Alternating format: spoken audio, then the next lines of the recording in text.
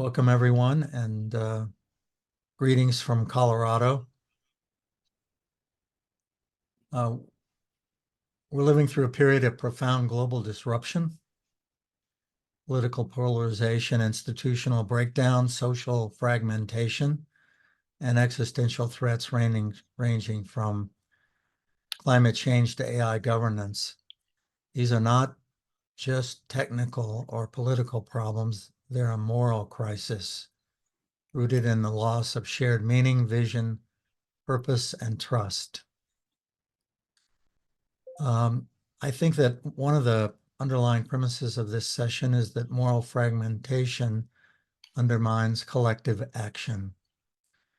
Alasdair MacIntyre warned modern society lacks coherent moral language. We argue over justice, rights, and freedom without shared premises, leading to deadlock and distrust. This is evidence in global paralysis on issues like climate change, pandemic response, or economic justice. We don't just disagree on solutions, we disagree on what is good, fair, and right. Sri Aurobindo foresaw that external rules-based morality cannot guide humanity through periods of upheaval. We need ethics rooted in consciousness, inner growth, and spiritual integrity. Technological progress and political institutions alone cannot substitute for ethical depth, as seen in the ethical void behind AI development, which is of great interest to me personally, economic extraction, and bureaucratic violence. Both thinkers argue that true integrity comes from not compliance, but from alignment between belief, action, and deeper purpose. Without integrity, institutions fail, corruption grows, cynicism spreads, and public trust collapses. With integrity, even small actions can restore legitimacy and inspire collective renewal. MacIntyre points us back to narrative and tradition, the stories and communities that once gave ethical life to structure and coherence.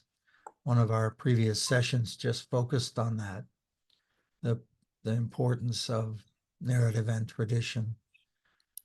Sri Aurobindo points us forward to a spiritual evolution in which ethics emerges naturally from inner truth rather than external pressure.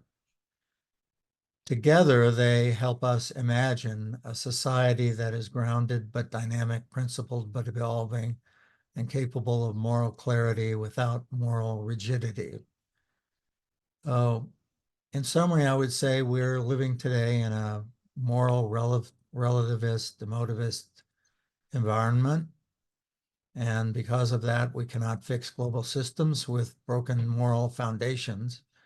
We must restore a shared sense of purpose rooted in tradition, elevated by consciousness, and lived with integrity. So this panel is not just theoretical, it's a diagnosis of the moral crisis behind today's global turbulence and a proposal for the ethical transformation that we urgently need. Our panelists bring a rich blend of legal insight, developmental psychology, leadership innovation, and science diplomacy, perfectly aligned to explore how ethics, integrity, and morality can ground global solutions to turbulence. Jonathan Granoff is a lawyer and president of the Global Security Institute. His life work unites legal, spiritual, and diplomatic approaches to global ethics and nuclear disarmament. Elena Mustakova is the founder and president of IntegraLight Institute for Consciousness, Society, and Wellbeing, a WAAS fellow and moral psychologist specializing in the development of consciousness and spiritually grounded ethical systems. Mila Popovich is the founder of Evolving Leadership. She's the Director General for the Directorate of Interculturalism of Montenegro and a trustee of WAAS. And I would say a transformational systems thinker working at the intersection of ethics, sustainability, and gender. And Moneef Zou'bi is the Vice President of Arab Scientific Community Organization, Trustee of WAAS, and his leadership bridges science, diplomacy, and human development. I would like to start with Elena, because I've been eagerly wanting to open the floor to her comments about this, because I think professionally, you're perhaps the person most focused on this. So, Elena, I'll turn it over to you. Thank you again, Walton, for putting together this panel at the very end of what's been a remarkable conference for the 65th anniversary of the World Academy. The question that you're posing, you framed it this way for me. You said that my work is at the intersection of psychology, spirituality, and moral development. And your question to me was, what happens to human beings and societies when morality is reduced to social convention or emotional reaction? And I was very appreciative of the way that you framed this question, excellent question, which has actually occupied me my whole life. But professionally, since 1990, when I left a totalitarian regime after a master's degree in language and literature, in order to pursue this very question in depth in my doctoral work in the US. Essentially, I wanted to understand why some people really betray their inner sense of what is right and true and beautiful, and other people remain true to it despite sometimes very high cost. So this led to research into the lifespan ontogenesis of critical moral consciousness, which was eventually awarded. And it showed clearly that people thrive when moral motivation is central to their personhood, and that their characters and lives shrink when they are guided by primarily expedient concerns. And that was a surprise to me, regardless of their intellectual capacity. So in fact, moral motivation, my research surprised me, was the driving force, not intellectual development, which was my assumption. Coming from an intellectual environment in Eastern Europe, there were some assumptions, but I was very surprised, pleasantly. Essentially, moral motivation is central to health, wholeness, and personality integration.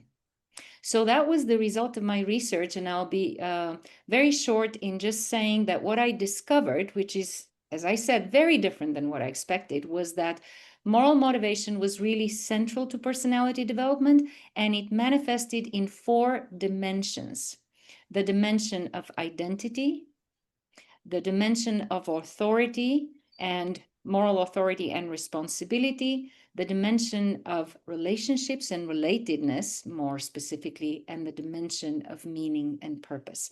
And I can come back to that a lot more later if we have time. But as I took this research into the next 35 years of clinical experience, I saw again and again in my clinical practice with individuals and families, and actually communities, because I've worked a lot with communities, that the health of the individual is a function of the degree of their personality integration, at the center of which are moral frames of reference and moral purpose. And when those are weak, unexamined, or absent, in an expedient culture, an expedient consumer culture that does not encourage this kind of inquiry, people experience a range of symptoms of individual and relational unhealth. So there's absolutely no coincidence and no surprise in the fact that at the peak of globalizing consumer culture, though worldwide, we also witnessed a phenomenon that in the year 2000, the World Health Organization identified as a global social breakdown syndrome. And now we have the rise of anxiety and depression that have become the ultimate pandemic. So much of my work as a social scientist has been dedicated to calling on my discipline, the discipline of psychology, to recognize its moral purpose and overcome the reticence of mainstream psychology to address moral issues, which is unfathomable but a fact. So this culminated in 2014 in a volume of Springer International Psychology series titled Towards a Socially Responsible Psychology for a Global Era, in which I served as senior editor.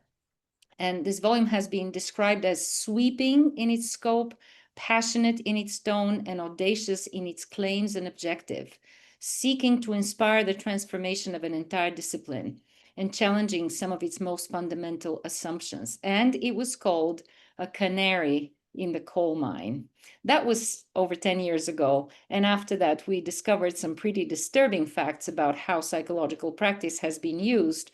But it was already apparent at that time that it was going in that direction. So now, 10 years later, when those predictions about the erosion of public and private character and collective ethic have become a sweeping reality of massive broken trust, I would like to come back to your first point on moral fragmentation and the fact that we quite apparently disagree on everything in terms of what is good, fair, and right.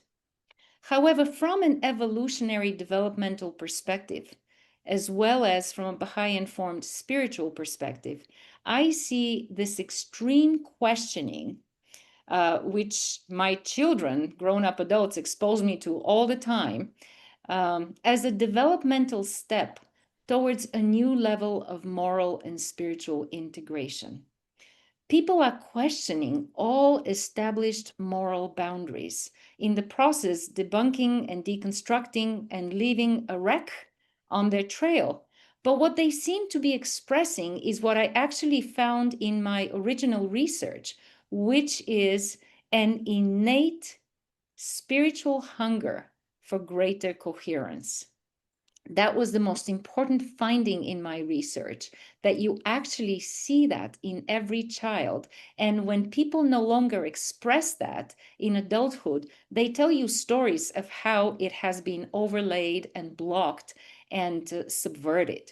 And so this quest right now and all the confusion that it's wreaking, to me, is an expression of this moral and spiritual hunger for greater coherence, one that actually transcends the patriarchal morality that I grew up with and that communism embraced and all the totalitarian systems embraced and enforced. People are looking for moral and spiritual frames of reference that embrace the fullness of human diversity. So from my spiritual perspective, which is consistent actually with evolutionary science, this is our next stage of moral and ethical evolution towards which we're headed amidst the chaos and the turbulence.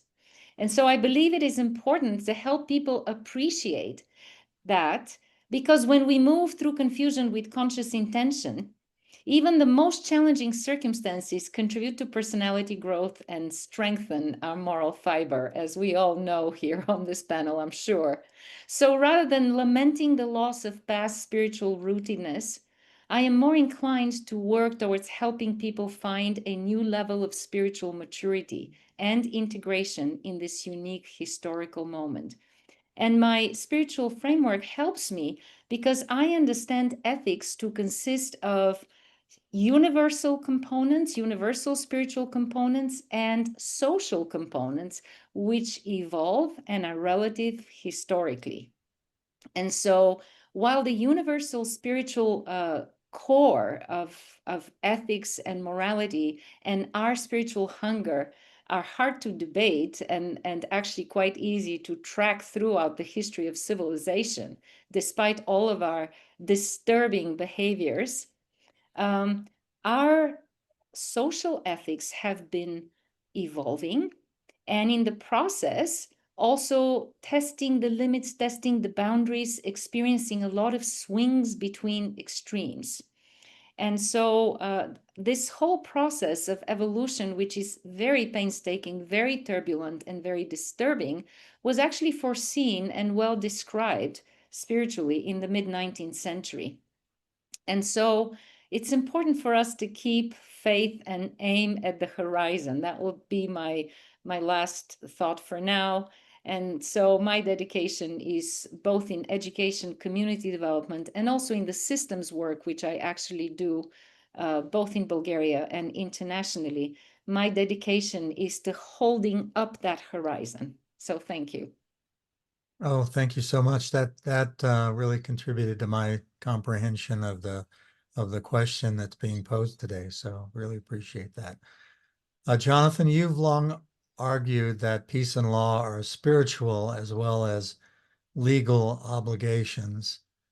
And after my review of McIntyre and Sriabendo's views, do you believe that our global ethics infrastructure is morally bankrupt or still salvageable?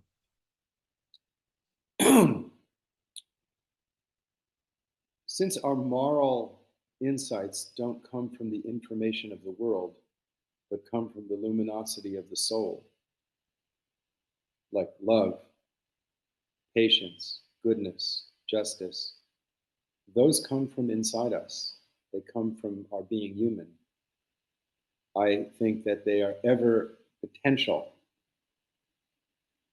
So there's no dearth of source, ever. Let me give you an example of what I mean. If you took a handful of rose seeds and you burned them, and if you only looked at what you observed as the meaning of the rose seed, you could say the purpose of the rose seed is to give off heat and light and become carbon. That would be an accurate description. And that kind of reductionism would suffice for many scientists, for many people saying, I'm looking for the truth of the purpose of the rose seed. On the other hand, if you took the same rose seeds and put them in earth and fed them with water, they would manifest as beauty and fragrance. And you would come to the conclusion the purpose of the rose seed is beauty and fragrance. Human beings are very much the same as the rose seeds. And if we only look at the observable, if we only look at what we can measure, if we only look at what we can predict, if we only look at what we can control, we will not find out the why of the rose seed or the why of our own lives. We live in a time in which we have made a values, culturally made a values affirmation of the how. So we have in our major intellectual endeavors, you can get a professional degree in law without ever studying justice. You can become a great artist and never create any art that's uplifting or beautiful, just art about art.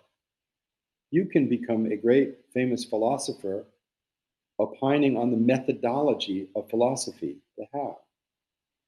You can become very wealthy in the market and never produce any goods or services simply by knowing how to manipulate finance.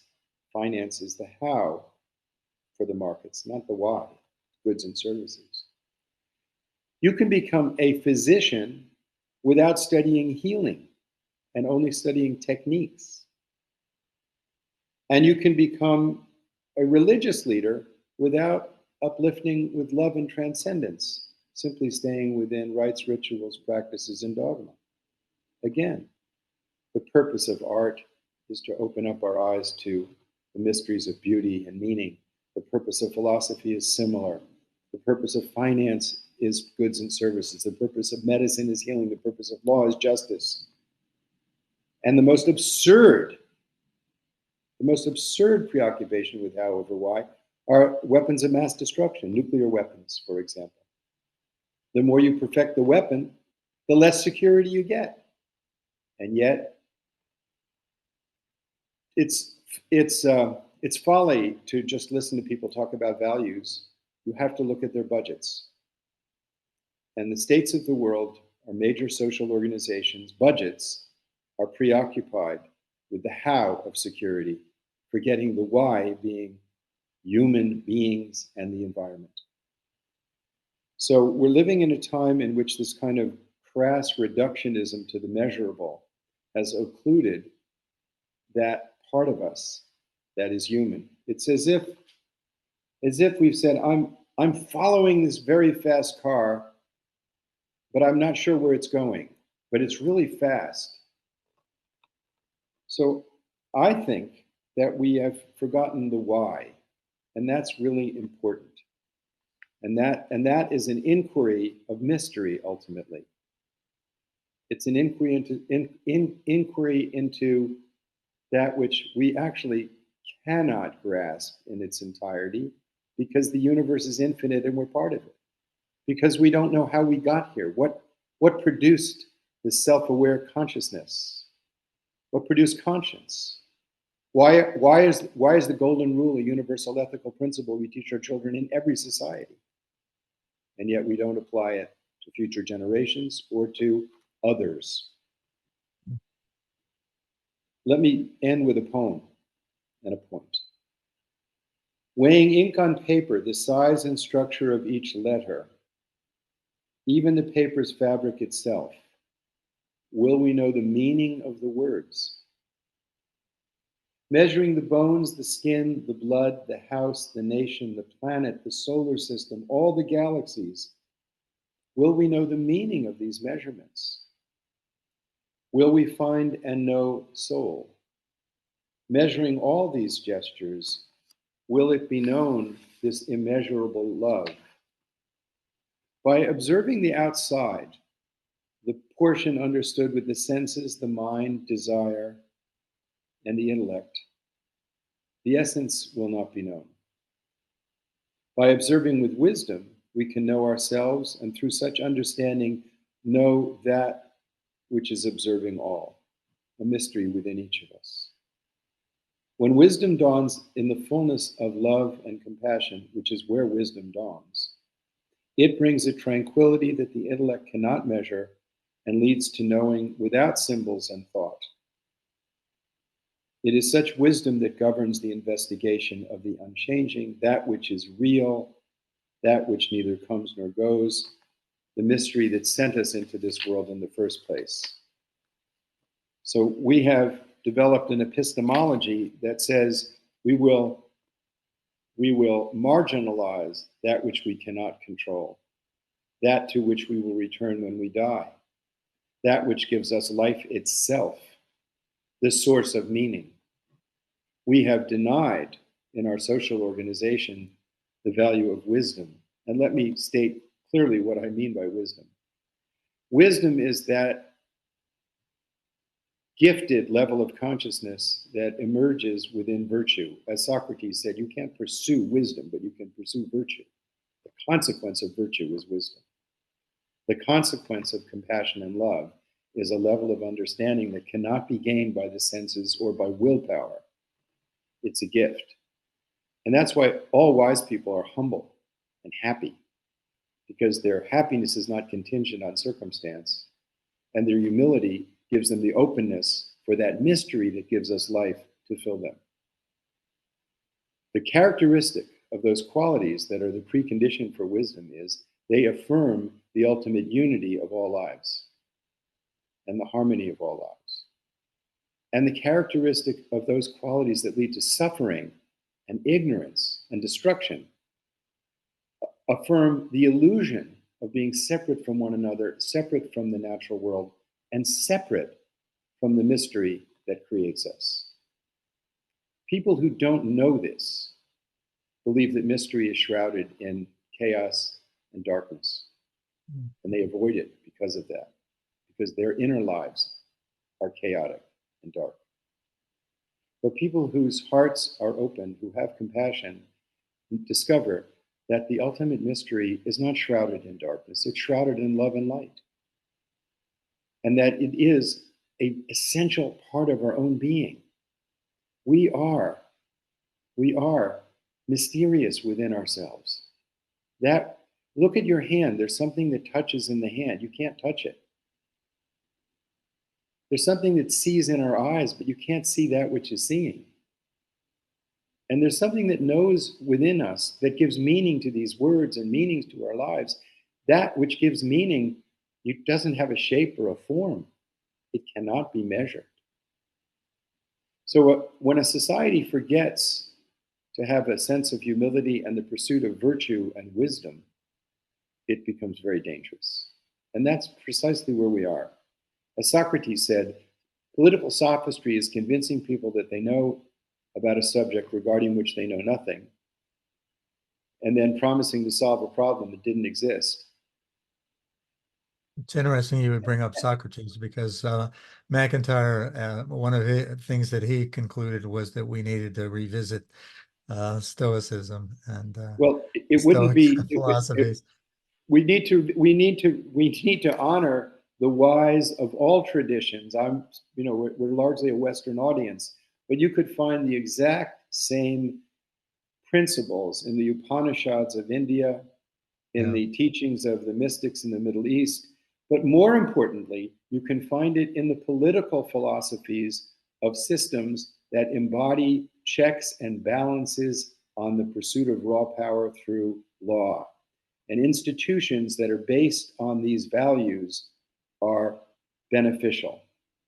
And Well, I right appreciate now, if you bring those institutions are being marginalized, the institutions that embody those values. So the question of why, what makes us human, is the core question of our time.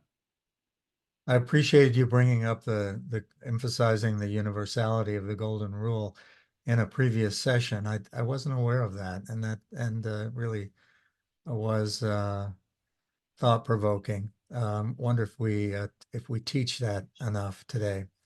Thank you. I really appreciate your comments. Mila, I'm going to move to you. You've explored ethics through the lens of systems change and cultural transformation.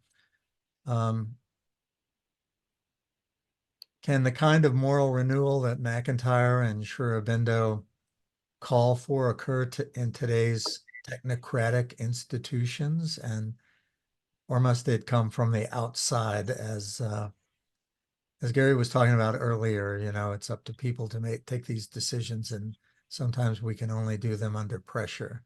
Does it take pressure, or can it come through an evolution of the organizations we already have in place? I would say it comes from every direction, as I was reminding myself and everybody else through a couple of panels. All technology, all governance, all organization, all education is human. So at any level of social power or personal power, it's the human that carries the power in a certain way or another way, beneficial, self-destructive, universal, inclusive. It depends. Guess what it depends on? On the values that inform that power. And the power itself becomes a tool, a device, a technology, if you will, that we inform, if we want to use the metaphor or literally the notion of algorithm, that we code a certain way. And then ultimately the expression of our power, personal and social, goes into arts, organization, governance, systems of education, healthcare, finance, and everything else.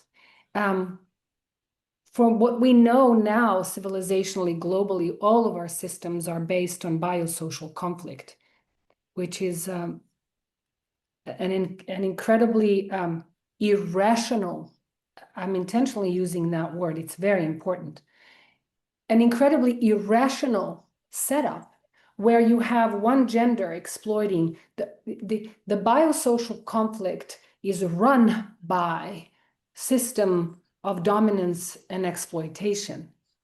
When you have the natural and the social at odds, in conflict, and in an overpowering relationship where the social overpowers the natural, where the globe and the global systems capture the natural world and see it only as resource, where one gender uses another, one region another, one species another, I mean, in a perpetual setup of overpowering exploitation and abuse.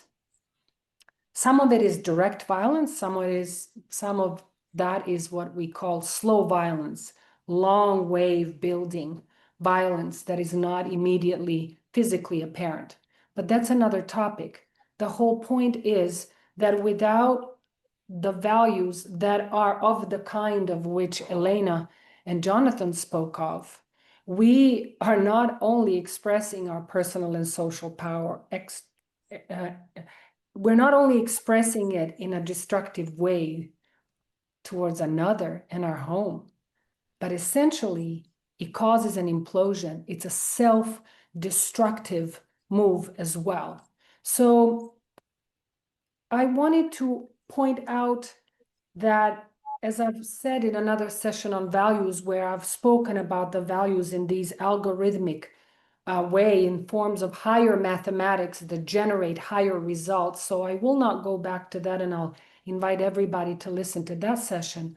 But I will repeat that in order to accomplish at a higher level, you need to apply higher principles. And one of the most apparent and grounded ways in which to exemplify that is to say, if you walk into a field and you pick it and pillage and plunder it, what have you left? But if you walk into a field and you grow the field that you step into, then you exponentially multiply possibilities for yourself and everybody else in it, not to mention the joy of shared living. For what is it? I mean, can we really eat or drink money, breathe it, or anything else? So behind money is a social force, even transcendental power that we need to think about. That's where we're at today. Where we're at today is excessive materialism, even what Sri Aurobindo would say, spiritual materialism. That's a whole other topic, and maybe we can talk about that in a minute. But the extreme materialism, whether what Elena mentioned is whether that's the materialism of control of communism, or that's the extreme materialism of capitalism and its consumerism, they need to meet where they belong. They need to see each other in the same mirror and not be used for, demonizing people that practiced one system or another, okay? So where we're at is at that place. And I will invoke one more person here, a Polish psychologist and psychiatrist, Kazimierz Dabrowski, who in 1960 published, in the 1960s, published a book on positive disintegration. He is, interestingly enough, Polish, but he is considered the father of the gifted and talented program in America, where he says, I am paraphrasing very roughly, that with the impulse towards the inherent human impulse towards self-actualization and acquiring personal and social power, which is normal. That personality with that kind of impulse tends to stage crises in order to evolve out of them, to experience the so-called Aufhebung, the overcoming of the self at the limit of the self.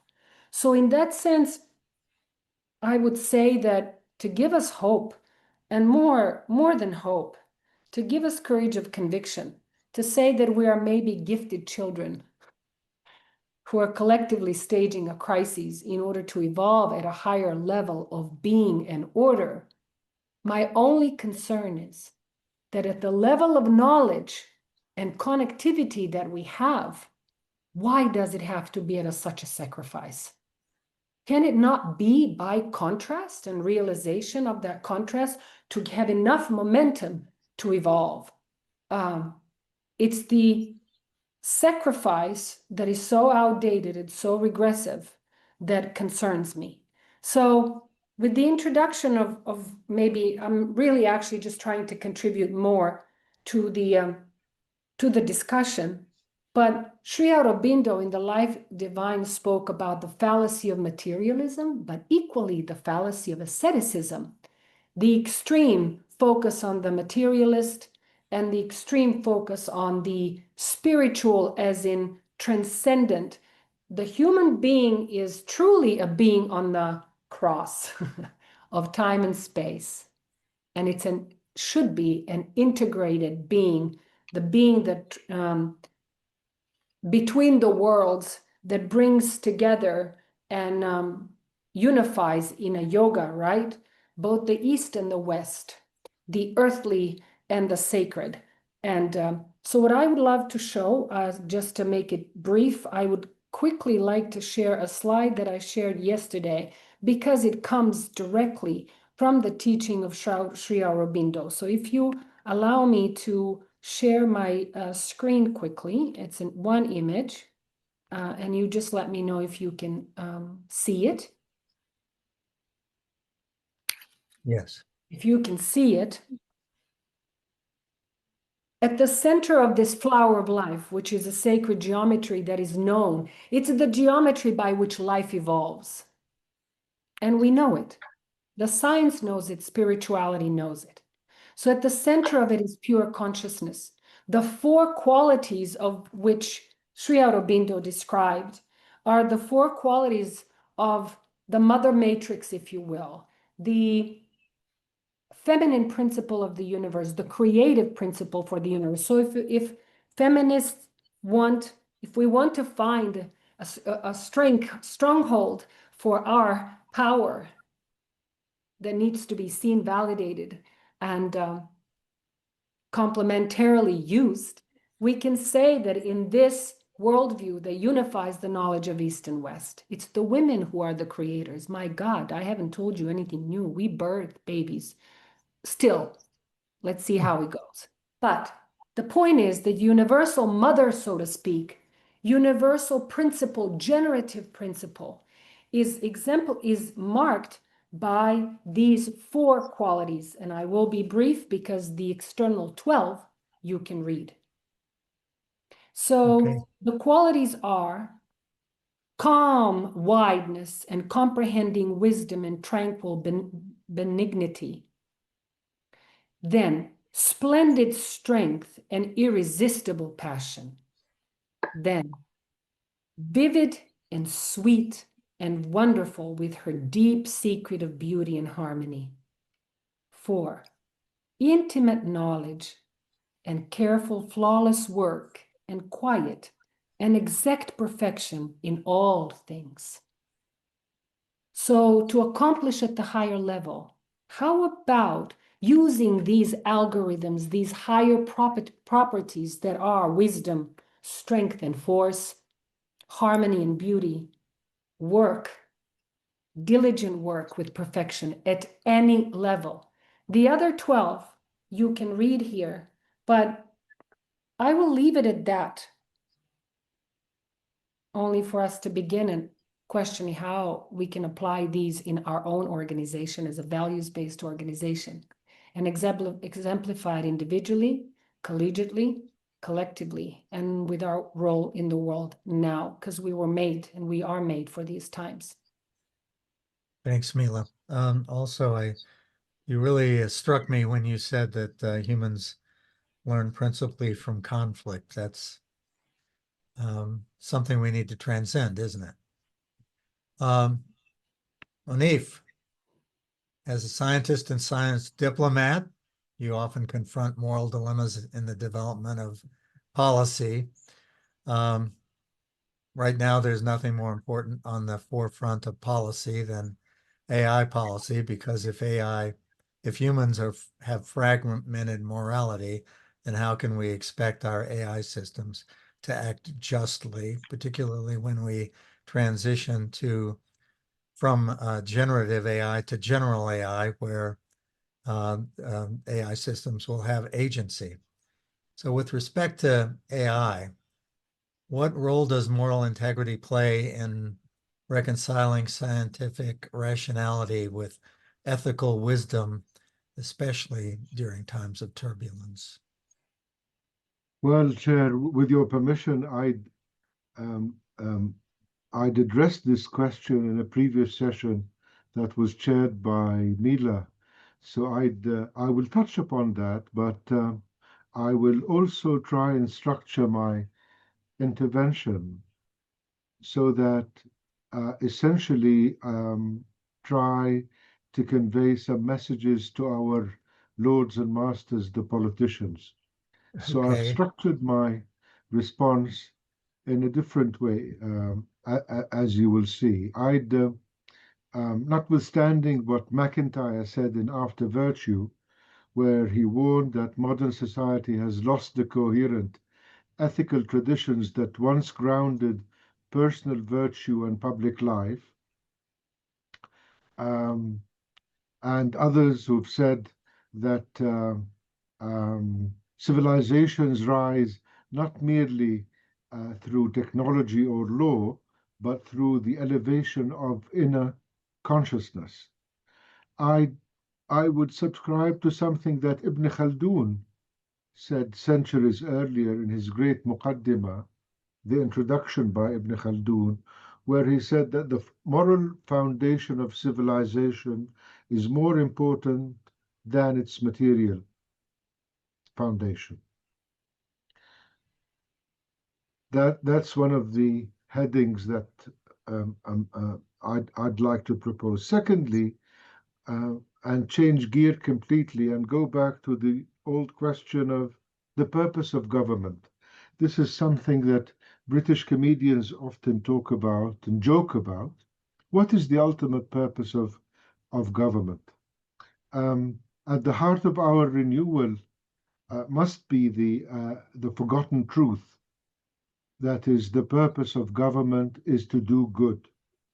Good governance is not merely effective administration, but rather its moral stewardship, the responsibility to uphold justice, protect dignity, and serve the common good.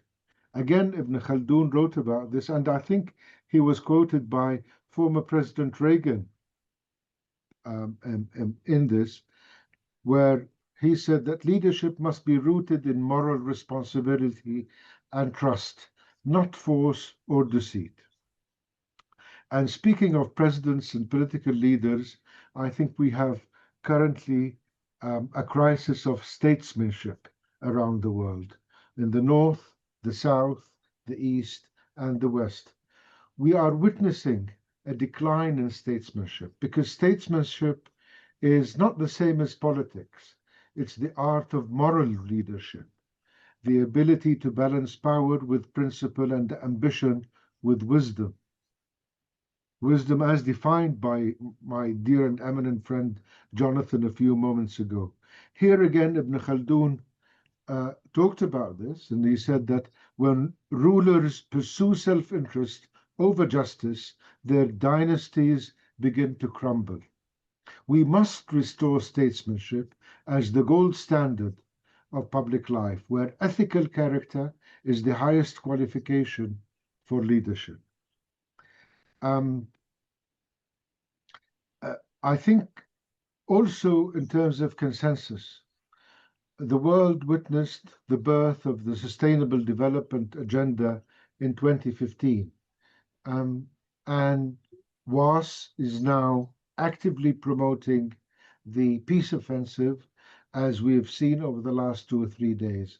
And I think the world is probably in need of some sustainable peace goals.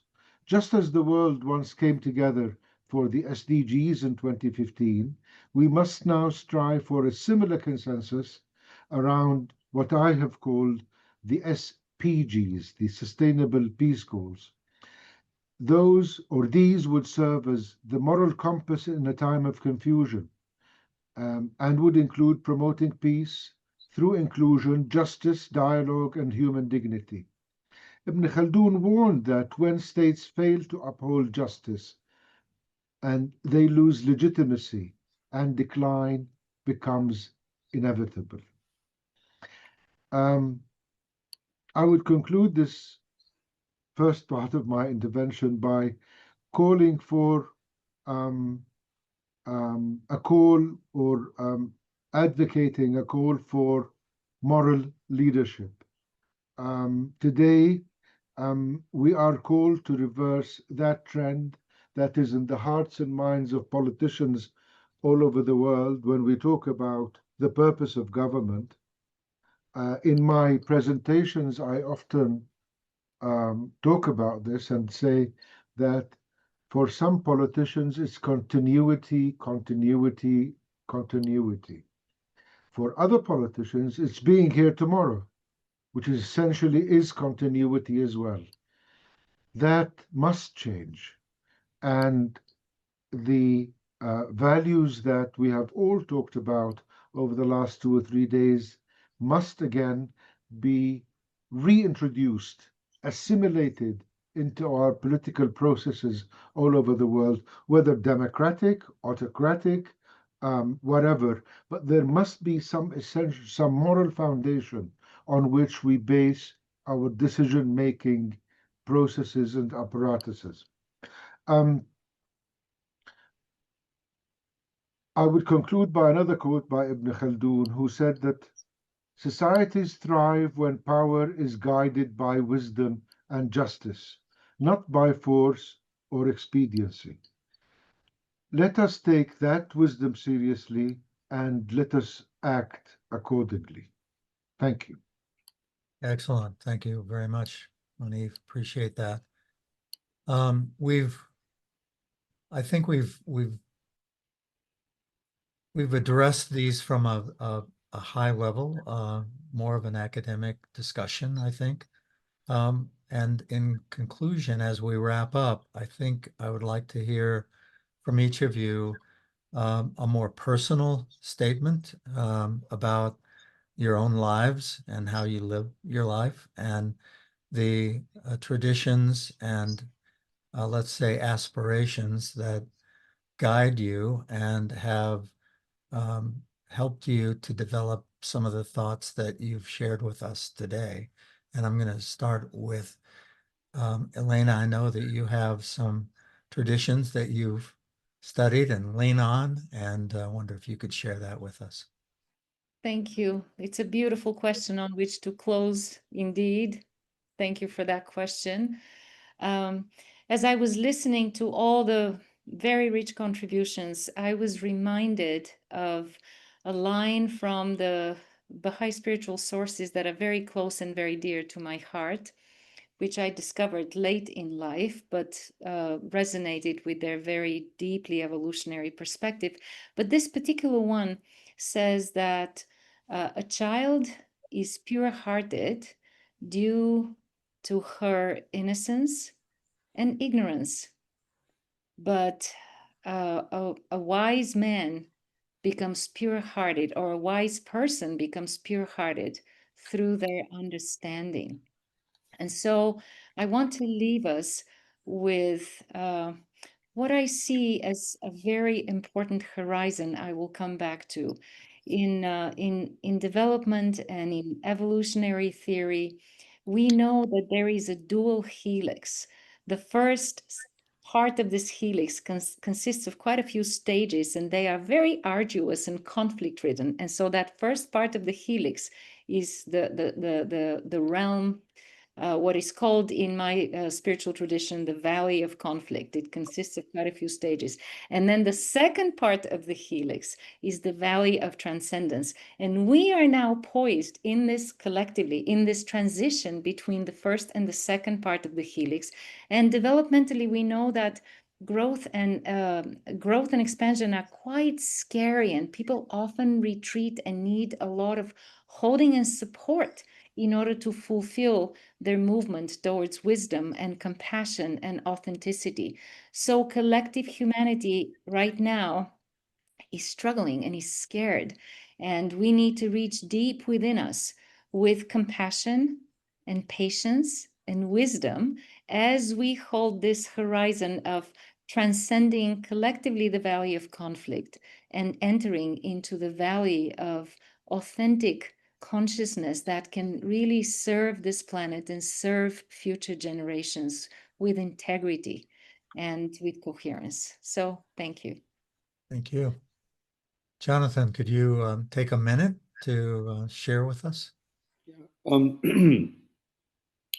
If you dig deep into any, if there were a bunch of wells and you were to dig deep in any of them, you'd find that they're all getting their water from the same water table. So I have delved deeply into all the religions of the world, been to Mecca, been to the holy cities of India, and obviously born and raised in the West. And I ended up meeting with a great Gnani, a wise man from Sri Lanka, found in the jungles, named Bawa Muhyiddin. When he came to the West, he came as a Sufi. And here is what guides me in trying to find ways of bringing the values of love and compassion and justice into action in the international sphere. I mean, I was at a diplomatic role in the General Assembly of the UN last year on anti-corruption. I'll be addressing the Interparliamentary Union next week. I've testified in front of most of the world's significant parliaments. But this is the guiding principle for me. O humanity, you think you can know all things solely by your investigation.